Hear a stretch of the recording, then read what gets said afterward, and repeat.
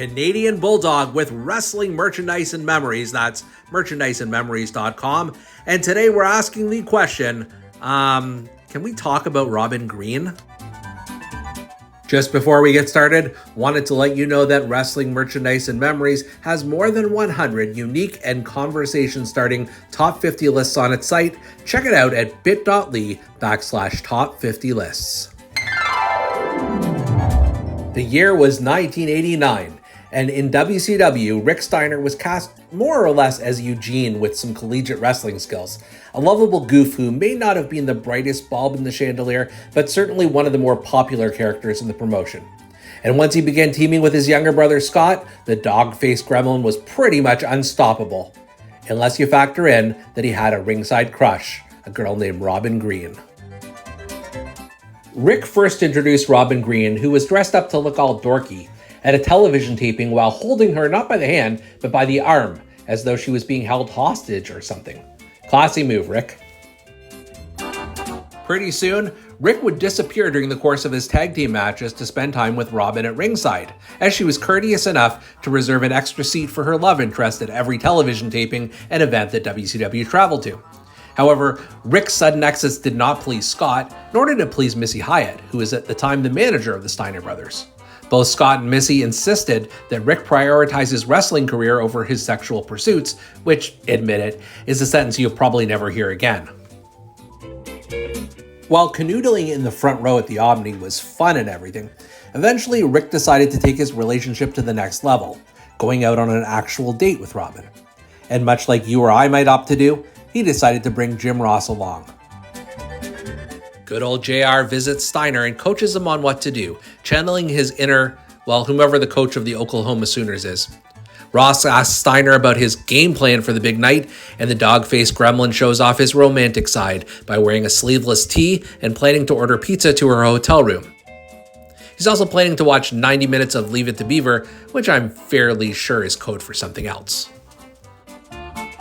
Because Braun Breaker's dad had his driver's license suspended, JR offers to drive him to Green's hotel, and then, what the hell, knock on the door for him too.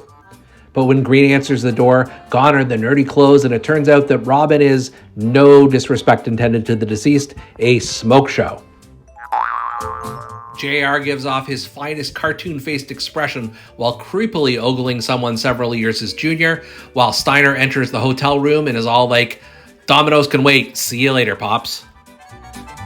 Pretty soon, Robin has completely ditched the dork rags, and before you know it, her and Missy are hitting the town, shopping in one of the most 1980s department stores of all time. Robin cajoled Steiner's credit card for the trip, and soon, Missy is complaining that Robin is spending too much money on clothes. Another sentence you probably won't hear that often. Eventually, we move from the shopping mall back to the wrestling ring, and in one Steiner Brothers match, both Robin and Missy are at ringside. Robin accidentally trips Scott, and the brothers lose the match. Accusations are tossed around, but this being professional wrestling, everyone lets bygones be bygones. A few weeks later, Scott and the WCW television crew are camped out at a park somewhere waiting for Robin and Rick to join them. Big Papa Pump is complaining that the cameraman didn't bring a basketball with to occupy him until the limousine shows up. Robin is in the limo, but Rick is nowhere to be found. In a verbal exchange that would seem stilted and rough even by 80s porn standards, Steiner is eventually invited into the limo so they can wait for Big Brother to appear. Scott somehow ends up apologizing for tripping the previous week and then says, "I'll never trip again." Actually, history may prove you wrong on that one, Scott. But instead of Big Papa Pump making Robin his freak, she ends up having two guys assault Steiner inside the limo. One of them follows him outside and puts the boots to Scotty, while Rick is nowhere to be found. The fix is in! Green was never just a dorky fan after all. In the weeks that followed, Robin Green revealed herself to be Woman, also known as the late Nancy Sullivan / Benoit, and the dudes who jumped Scott were eventually revealed to be Ron Simmons and Butch Reed, the team of doom. Do you remember the Robin Green storyline in WCW? Be sure to leave a comment below.